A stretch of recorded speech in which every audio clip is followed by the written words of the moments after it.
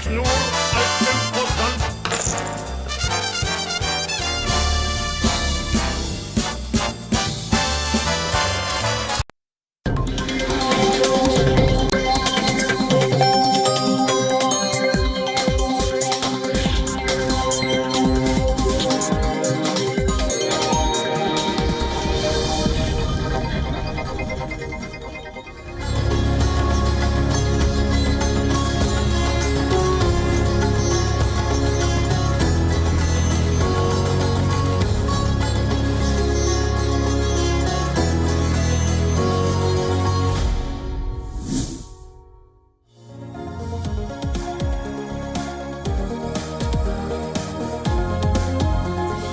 Welcome, I'm Ananya Datta and I'm back with another edition of Race to Power, a show where we talk about everything elections.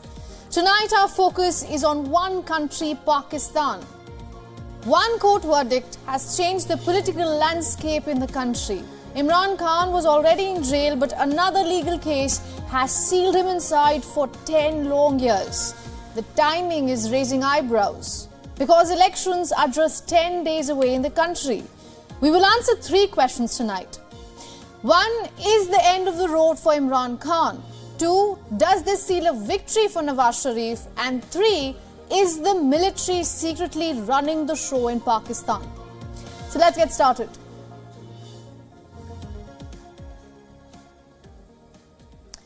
All right, let's start with Pakistan. Imran Khan has been in the jail for 178 days now. This afternoon, he was sentenced to 10 years behind bars.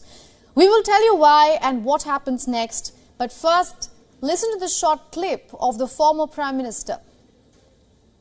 We want the kind of relationship with the United States which mutually benefits us. We want a balanced relationship with the US. I and my government will work towards that. That was Imran Khan speaking right after his 2018 electoral win. He mentioned ties with the United States as one of his priorities. Little did he know, 6 years later, he will come a full circle on that. Khan and his closest aide, former Foreign Minister Shah Mahmood Qureshi, have been convicted. The case is linked with the United States. Let me connect the dots for you. The case is officially called the Cipher case, where both Imran Khan and Shah Mahmood Qureshi have been convicted of exposing state secrets. It started in March of 2022.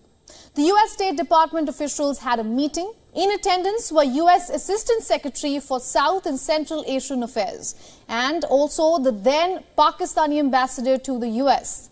The meeting was kept a secret and so was the document that was drafted. We will tell you about the document shortly. But just a day after this meeting, the opposition in Pakistan proposed their no-confidence motion in the parliament. And within a month of that, Imran Khan was ousted as the Prime Minister of Pakistan. Since then, he has spoken about his secret document. Khan even flashed it at one of his rallies, calling it the proof that United States conspired to get him out of power in Pakistan. Cut to 2023 of August. An American news organization printed a section of the same document. The outlet claimed that a source in Pakistan's military sent them the classified document. This is when the world got to know about the 2022 meeting for the very first time. The meeting was called for the US to express its anger specifically with Imran Khan's neutrality on Russia's invasion of Ukraine. The document quoted a message sent to the Pakistani military. It said that if the no-confidence vote against the Prime Minister, Imran Khan, succeeds, all will be forgiven in Washington. Otherwise, it will be tough going forward. Today, a special court set up in a prison in Rawalpindi has found Imran Khan guilty under the Official Secrets Act. 10 years behind bars, they say. The ruling was for Imran Khan, but it has put Pakistan's government, judiciary, military and its Western spectators under the lens. And all of this is happening with national elections just a week away. This points us to a pattern seen in Pakistan. The election this year on 8th of February, where opinion polls suggest that Nawaz Sharif is widely expected to win. Exactly 9 days before the D-Day, today that is, Imran Khan has been handed a 10-year jail sentence. Now, there is uncanny resemblance to what happened back in 2018. Pakistan saw elections on 25th of July back in 2018, where Imran Khan won a huge mandate. Just 19 days before that, Nawaz Sharif was given a 7-year sentence in a corruption case. There is another thing. Both leaders accused the quote-unquote establishment for their downfall. Recently, Imran Khan said that the military establishment is determined to get me out of the way. This was this year. If we go back in 2018, when Nawaz Sharif was jailed, he said something similar. I'm being targeted by the powerful security establishment. You see the use of the word establishment here, it means the military. For decades now, it has been running the show in Pakistan. And experts say that the road to power in Pakistan has to run through the military. The pattern shows that the military has been deciding who sits in Islamabad and who sits in the jail. And their weapon of choice is prosecution. This year's election, unfortunately, is no different.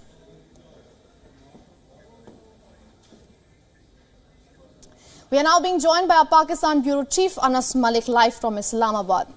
Anas, welcome to the broadcast. Now, I want to ask you this. Does this mean this is the end of the road for Imran Khan, or can we see Imran Khan coming back to Pakistan's politics yet again? Well, if you're asking literally, then there's never an end road to any politician or an end of the road for any politician in the country. We've seen that happen with Benazir Bhutto, we've seen that happen with Nawaz Sharif, and now we're seeing a repetition of what has been done to political leaders in the past with Imran Khan as well. So I personally don't foresee the end of the road for Imran Khan, but yes, for the time being, this is the end of the road. For the time being, his show has ended.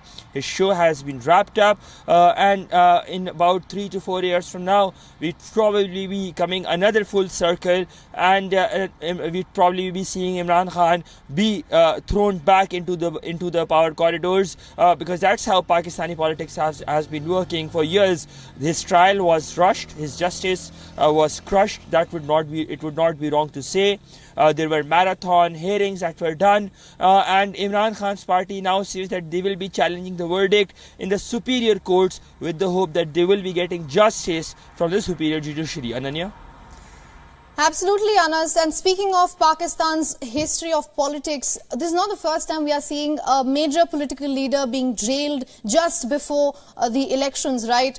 So I want to ask you this. Do you think the road to power in Pakistan has to go through the quote-unquote establishment? Well, establishment or the military establishment, the powerful military establishment has a major say. But since at least since 2008, their say does matter, but it is the vote that counts that counts the most as well. Ironically, for Imran Khan, for the longest of the time periods, he had been relying on his military backers within the establishment, precisely the former DGISI General Faiz Hamid and the former Army Chief General Qamar Javed Bajwa, until his fallout with General Bajwa, and now these days he goes on to blame General Bajwa for his ouster as well. That being said, the political forces, at least those from the older times, they have had their lessons, and they're very clear about the involvement of the military in politics. They say that the power should be derived from the people. The reason they had been asking Khan to get back on the negotiations table so that the situation would not have been as dire as it is right now, Khan did not listen to it, and now he's coming, as I said, to a full circle as well, something that we've previously also seen in Pakistani politics. Ananya? Absolutely, Anas. Thank you so much for joining us from Islamabad and getting us all those updates.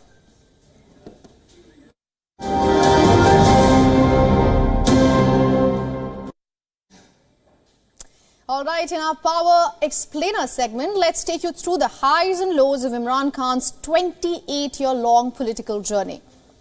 4 years after retiring at the peak of his cricketing career, Imran Khan began his political journey in 1996 when he launched his party, Pakistan Tehreek-e-Insaf, a party that touted itself on justice for all and no corruption. For the next few years, Khan struggled to gain electoral momentum and vote share, till 2002, when PTI won a single seat and Khan became a member of the National Assembly. In 2007, the then PTI chief had his first major run-in with the establishment when he was jailed for criticizing former military ruler General Pervez Musharraf's rule. But by this time, Khan and the PTI started gaining ground with Pakistan's youth voters. In 2013, Khan was once again elected to the National Assembly, where he vowed to make Pakistan corruption-free. 3 years later, in 2016, Imran Khan was accused of money laundering, a charge that Nawaz Sharif also faced in 2019 before he received a hero's welcome 4 years later. In August of 2018, the PTI came to power after winning elections and Khan became Pakistan's Prime Minister. However, like all his predecessors, Khan's regime ended before he could complete his term. In March of 2022, Pakistan's opposition leaders submitted a no-confidence motion against Khan, accusing him of uncontrolled inflation. Within a month, Imran Khan lost the no-trust vote on April 9th, becoming the first to lose the motion. Ever since his ouster, the former Pakistan Prime Minister's career has come to a complete halt. The latest cipher case verdict proved to be the last nail in the coffin for Khan's political journey.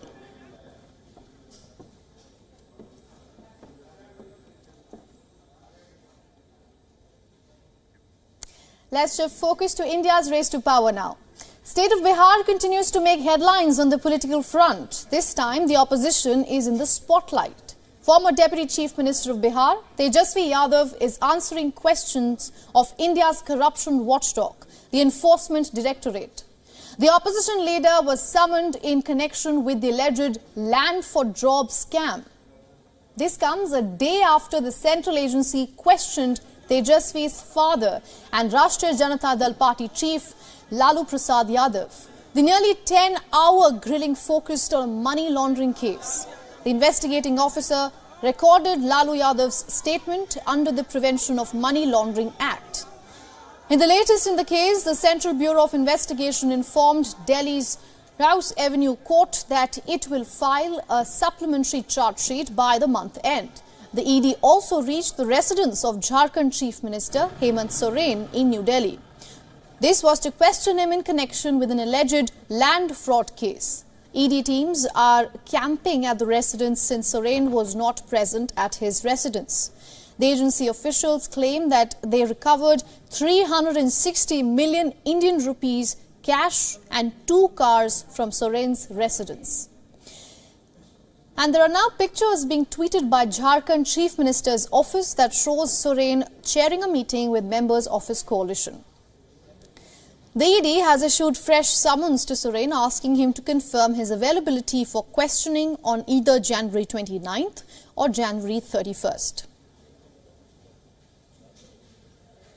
Prohibitory orders against public assembly have been issued in the area. Soren has said that he will answer ED's questions on January 31st in his state capital of Ranchi. Soren's Jharkhand Mukti Morcha party has meanwhile called its lawmakers for a meeting in Ranchi. The state administration has imposed prohibitory orders around 100 meters of the Chief Minister's Ranchi residence. On January 19th, the central agency issued fresh summons for questioning Lalu Prasad and his son Tejasvi Yadav. The alleged scam took place between the years 2004 and 2009, when Lalu Yadav was the railway minister of the country.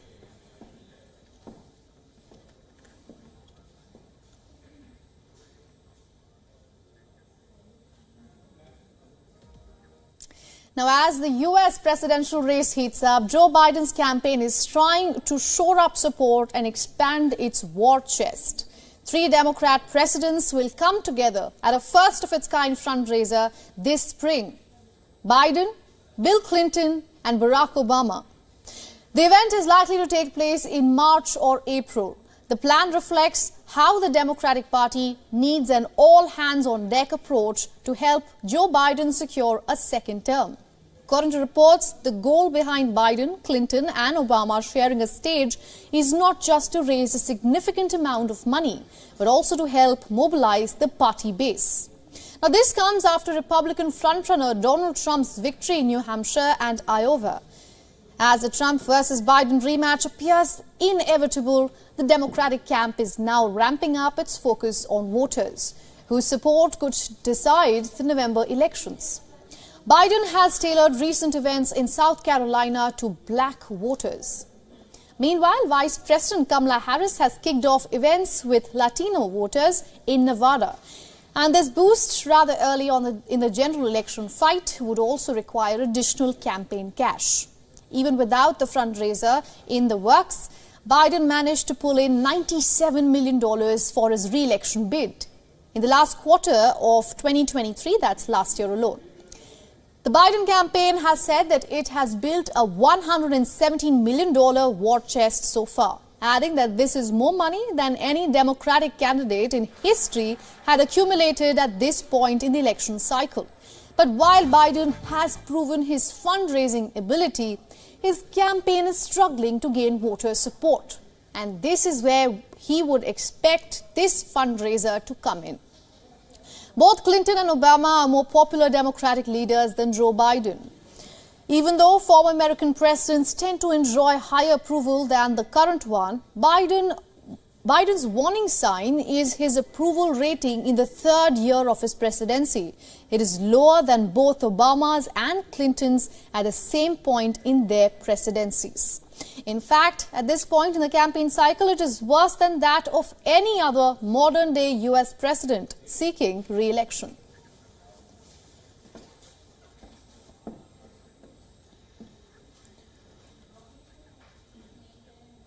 Let's now talk about United Kingdom, where Prime Minister Rishi Sunak has secured a crucial victory in the upper house of the Parliament. This for his legislation to revive a plan aimed at relocating asylum seekers to Rwanda. The Rwanda plan involved sending asylum seekers arriving on England's southern coast in inflatable boats to live in Rwanda. After more than 6 hours of heated debate on Monday, unelected members of the House of Lords, primarily former politicians and government officials, rejected an amendment that sought to quash the legislation. Now this with a decisive vote count of 206 in favour and 84 against. The legislation then progressed through its second reading without a formal vote, paving the way for days of detailed scrutiny. Within the Lords, the Archbishop of Canterbury, Justin Welby, who is also the spiritual leader of the Global Anglican Communion, issued caution. He said that the government was leading the nation down a damaging path. The Archbishop also expressed concerns about the potential harm to the country's reputation. Despite widespread condemnation of the plan, the Labour Party chose not to oppose the legislation at this stage. This time, they feared a breach of constitutional rules by rejecting a bill approved by the elected House of Commons. Instead, their focus was on scrutinizing the legislation. Moreover, debates and votes on amendments are anticipated next month. The Lords are expected to exert their influence to modify the legislation during the later stages of the parliamentary process. Now, in the midst of his Conservative Party trailing in opinion polls ahead of an election later this year, Sunak has heavily invested political capital in the Rwanda policy. And this was done with an aim to fulfill his promise to stop the boats. Over 1,000 asylum seekers have arrived in the UK on small boats this year.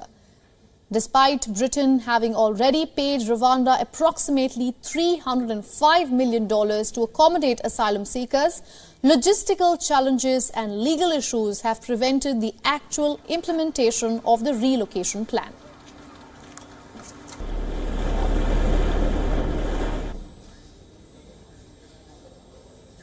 Now, a new name is making noise in Russian politics. The 60-year-old Boris Nadezhdin has emerged as one of the two candidates opposing Vladimir Putin in the upcoming elections. A seasoned politician and once Putin's ally, Nadezhdin has made his messaging clear this poll season. He wants the war to stop and troops brought back home. Our report getting you more details. Living in a flat just outside of Moscow, Boris Nadezhdin cannot believe he is one of the two candidates against Russian President Vladimir Putin in the upcoming election. The 60-year-old veteran politician is fighting the lost race with one message: stop the war with Ukraine. I'm the only candidate left running who criticizes President Putin's policies consistently and who is in favor of ending the special military operation and establishing normal relations with the West. In recent days, across the country, hundreds have lined up to show their support for Nadezhdin. He has over 100,000 signatures in his last-second decision to put his name on the ballot. As an independent candidate, Putin has collected over 3 million signatures. It's not just the people, but families of the troops fighting in Ukraine that are backing the politician. They want their loved ones to return home alive.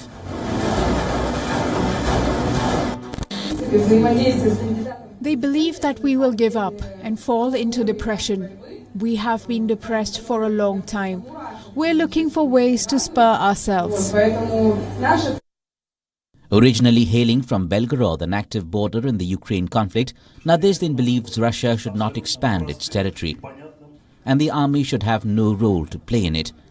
But has this quiet politician made enough noise to make the Kremlin consider him a threat? Насколько Кремль рассматривает Надеждина как серьезного соперника Путина на предстоящих президентских выборах? Видит ли угрозу? Нисколько. Мы не рассматриваем его как соперника.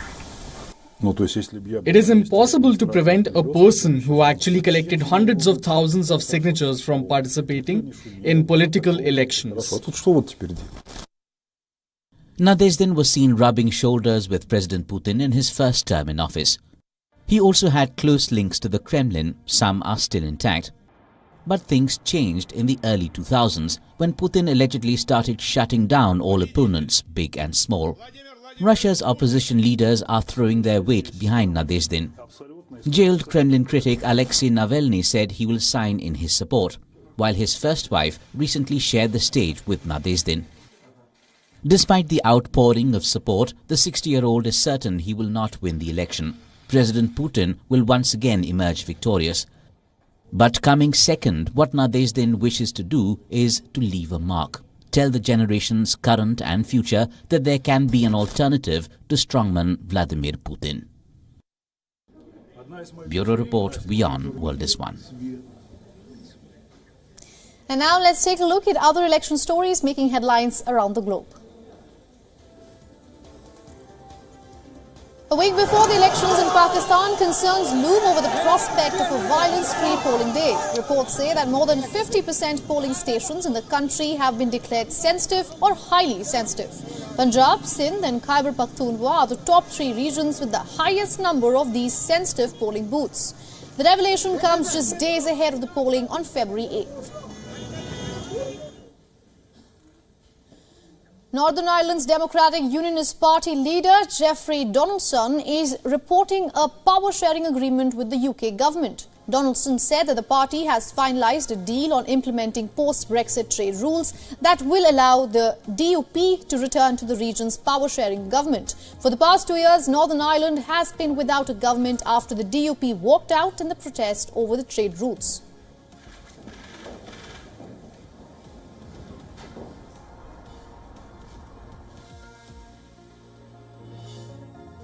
And with that, we are wrapping up this edition of Race to Power. Thanks for watching with me, Ananya Datta. Goodbye.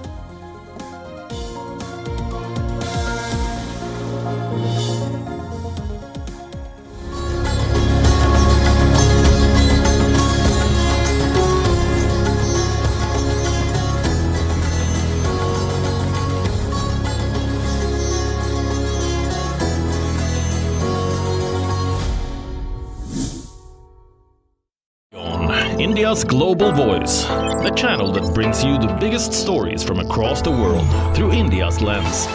Now available in more than 190 countries worldwide. Because we believe that the world is one.